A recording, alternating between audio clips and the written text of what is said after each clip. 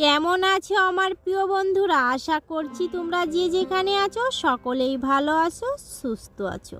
তোমাদের ভালোবাসা আর ঈশ্বরের আশীর্বাদে আমিও আমার পরিবারের সকলকে নিয়ে খুবই ভালো আছি।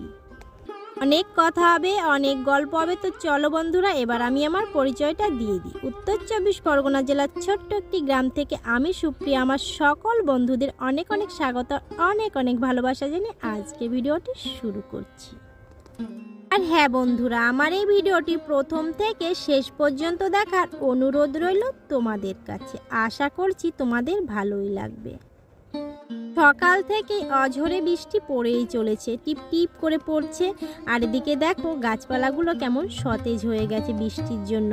আর এই বৃষ্টির সময় না বেশ একটা ভালো লাগে, ভিজা মাটির একটা গন্ধ, তারপরে গাছপালার এত সতেজ ভাব না দেখতে খুব ভালো লাগে। আর বৃষ্টির পরে আকাশটা একদম শান্ত স্নিগ্ধ, খুব ভালো লাগে দেখতে, মনে হয় না একদম তাকিয়ে থাকি আকাশটার দিকে।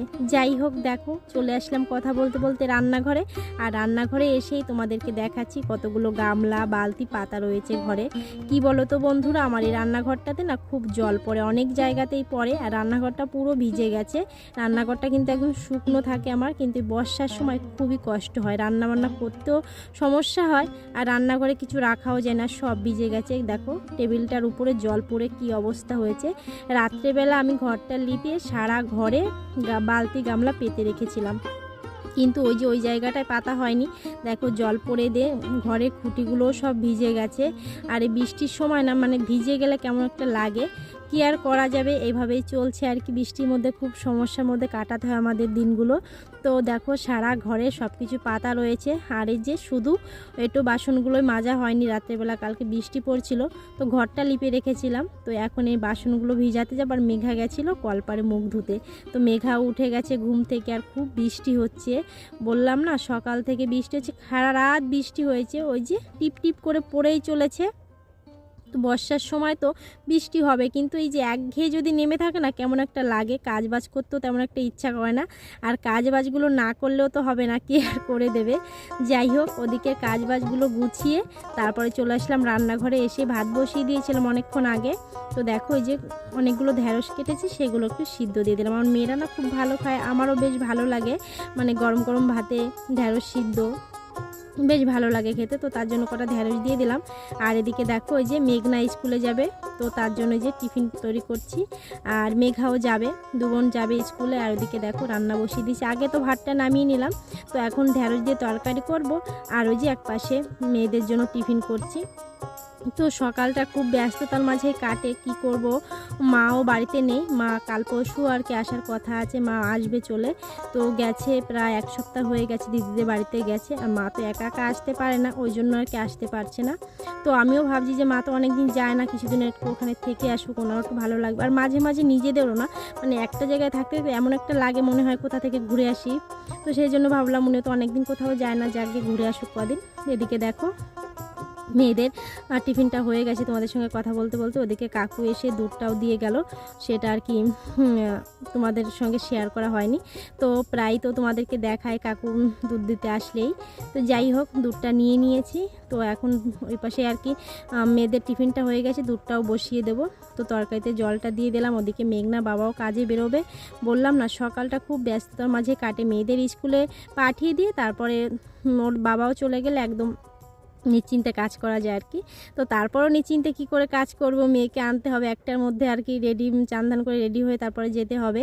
আর মা থাকলে তো মাও গিয়ে নিয়ে আসতো, সেটাও তো আর হচ্ছে না এখন। তো সবটা নিজের কাঁধে এসে পড়েছে আর কি। যাই হোক, তরকারিটা হয়ে গেছে, তো রান্নাবান্না তাড়াতাড়ি করে আর কি ওদেরকে খেতে দিয়ে দেবো।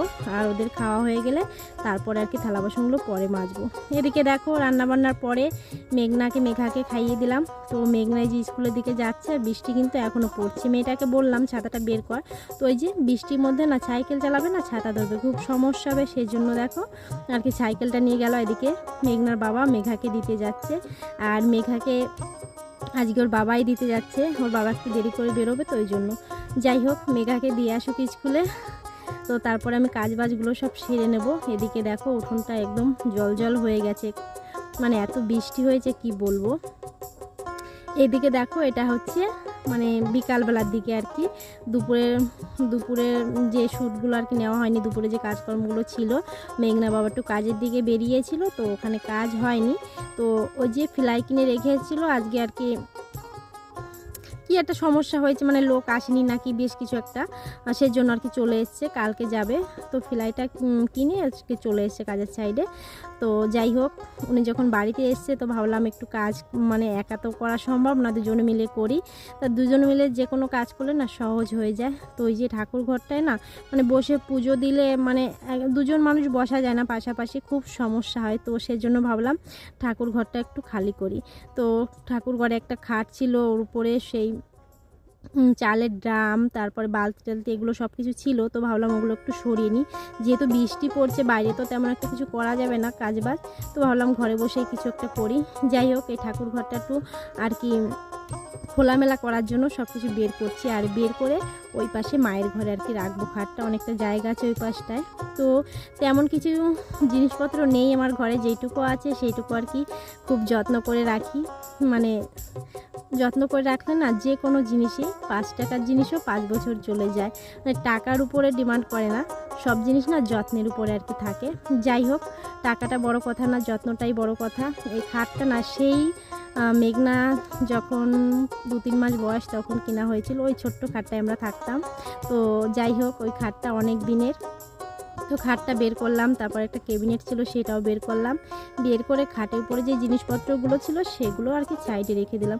আর ঘরটার দেখো কি অবস্থা হয়েছে, ভাবছি একটু লিখবো, কিন্তু বৃষ্টি পড়ছে তো বারবার বাইরে যাব আসবো আর ঘরটা ভিজে যাবে। তো সেজন্য ভাবছি যে বৃষ্টিটা কমুক, রোদ টোদ বেরোক, তারপর আর কি লিপে দেবো। তো ঠাকুর ঘরটা একটু খোলামেলা না হলেও ভালো লাগে না, তো সেই জন্য আর কি এইসব করা আর কি। যাই হোক, দুজনে মিলে করছি, তো সেজন্য তাড়াতাড়ি হয়ে যাচ্ছে। আর একার পক্ষে তো সম্ভব না, সব কাজ আর একা করা যায় না। টুকটাক যে কাজগুলো থাকে সেগুলো তো করতে পারি, এগুলো তো আর আমার পক্ষে সম্ভব না। তো যেটুকু পারছি আর কি ওর বাবাকে আর কি সাহায্য করে দিচ্ছি। আর এদিকে দেখো ঘরের সব কিছু বের করে এখন এই যে ঘরটা ঝাড় দিয়ে দিচ্ছি। আর খুব ধুলো উঠছে, যেহেতু মাটির ঘর ধুলো তো উঠবে, কিন্তু ওই লিপার পরে না এত ধুলো হয় না, যেহেতু আগলা মাটিগুলো সব উঠছে। তো ঘরটা ভালো করে ঝাড় দিয়ে তারপর ও ঘরের দিকে যাব। ওই ঘরে খাটটা এখনও পাতানো হয়নি, খাটটা পাতিয়ে তারপরে আর কি বেড কভার টভার পেতে দেবো, মেয়েরাও খেলাধুলা করতে পারবে খাটটার উপরে। বৃষ্টির মধ্যে তো আর বাইরে যাওয়া যায় না, আর এখন তো বর্ষাকালই, এখন আর কোথাও তেমন একটা ঘুরতে বাইরে যাওয়া হয় না মেয়েদেরকে, মানে ওরা খেলতে যেতে পারে না সেরকম একটা। আর এই যে শুকনোর সময় তো মাঠঘাট সব শুকনো থাকে, তখন মাঠে ঘাটে খেলতে বেরোয়। আর এই বর্ষাকালে তো বাড়িতেই থাকে সব ছেলেমেয়েরা, কোথায় আর যাবে। আর আমাদের যেহেতু পাড়াগাঁয় বাড়ি, এখানে ছেলেমেয়েরা বিকাল হলে সব খেলতে বেরোয়। তো এই বৃষ্টির সময় আর কি যেতে পারছে না, কোথায় খেলবে, সবাই তো ঘরবন্দি হয়ে রয়েছে। বড়দের থেকে বাচ্চাদের বেশি সমস্যা বৃষ্টির সময়। যাই হোক, এদিকে দেখো সব কিছু নামিয়ে গুছিয়ে রাখলাম সাইড দিয়ে, বেশ ভালোই লাগছে এখন ঘরটাকে। মানে অল্প জিনিস হলেও গুছিয়ে গেছে, রাখতে পারলে বেশ ভালো লাগে দেখতে। যাই হোক, আমি তাতে দুঃখ নেই আমার কোনো, যেটুকু আছে যা কিছু আছে এইটুকু বা কতজনের নেই, কতজন পায় না। এইটুকু চিন্তাভাবনা যাদের আছে আর কি, এই কষ্টের পৃথিবীতে তারাই প্রকৃতির সুখী আর কি।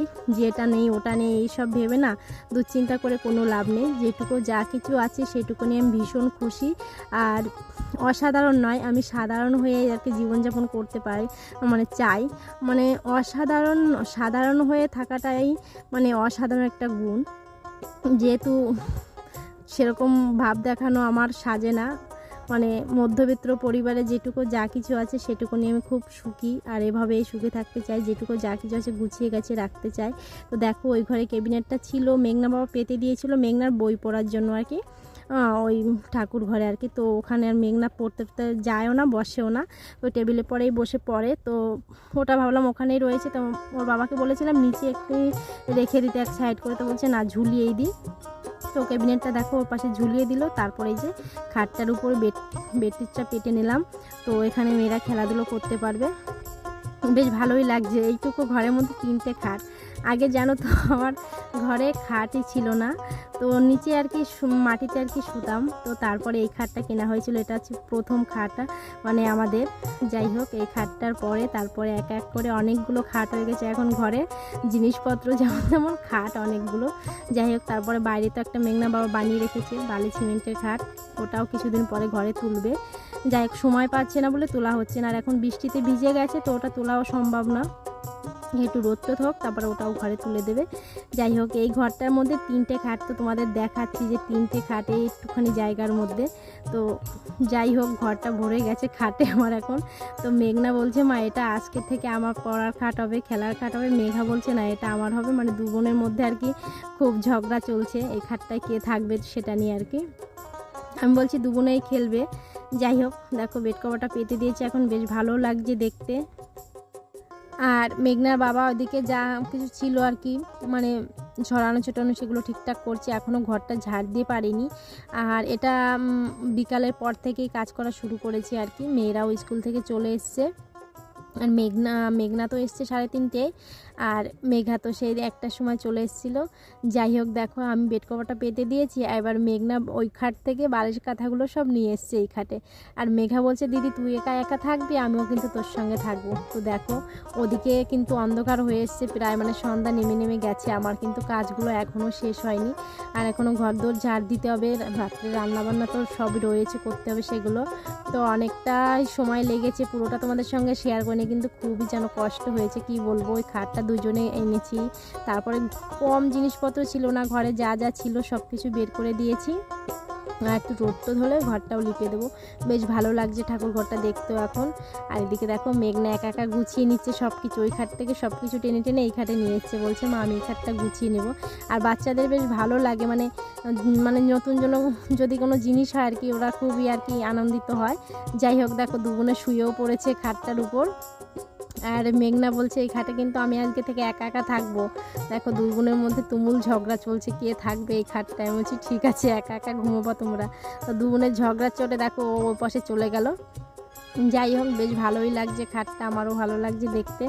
ঘরটা অন্যরকম হয়ে গেছে, এই পাশটা একদম খোলামেলা ছিল। আর অনেকগুলো কাজ জোড়ানো রয়েছে, কমপ্লিট কবে হবে জানি না। এই একটা ক্যাবিনেট জুড়িয়ে রেখেছে, ওই পাশে একটা আলমারি জুড়িয়ে রেখেছে, কবে করবে মানে সময় পায় না। যাই হোক, এদিকে দেখো খাটের উপরে সব ছড়ানো ছিটানো, ঘরটা এখনও পুরো ঝাড় দেওয়া হয়নি। আর এদিকে দেখো এই একটা খাট, ওই একটা খাট, এই বারান্দায় একটা খাট, এই ঘরের মধ্যে 3টে খাট। তো সব কিছু গোছগাছ করতে অনেকটা সময় লাগবে, ওই জন্য ভাবছি ভিডিওটা বেশি বড় করব না। আর মেঘনা দেখো ফোন টোন সব কিছু চার্জ দেওয়ার জায়গা খুঁজে পেয়েছে, বলছে মা এখান থেকে ফোনও চার্জ দেওয়া যাবে। আসলে কি বলো তো, এখানে একটা ফ্রিজ ছিল আমাদের, মানে সেটা খারাপ হয়ে গেছে এখন আর নেই। তো সেটা আর কি ওখানে ফ্ল্যাগ বোঝা হতো। যাই হোক, টুকটাক করে ঘরটাকে সাজিয়ে নিলাম, ভালো লাগছে দেখতে। অনেকটা বড় হয়ে যাবে ভিডিওটি বেশি বড় করতে গেলে। তো ভিডিওর এই শেষ পর্যায়ে একটা কথাই বলবো বন্ধুরা, তোমরা যে যেখানে থাকো সকলেই ভালো থেকো, সুস্থ থেকো, আর এইভাবেই আমার পাশে থেকো। আর তোমরা যারা প্রথম থেকে শেষ পর্যন্ত আমার পাশে আছে তাদেরকে অসংখ্য ধন্যবাদ, অনেক ভালোবাসা। তো আজকে ভিডিওটি এখানে শেষ করছি।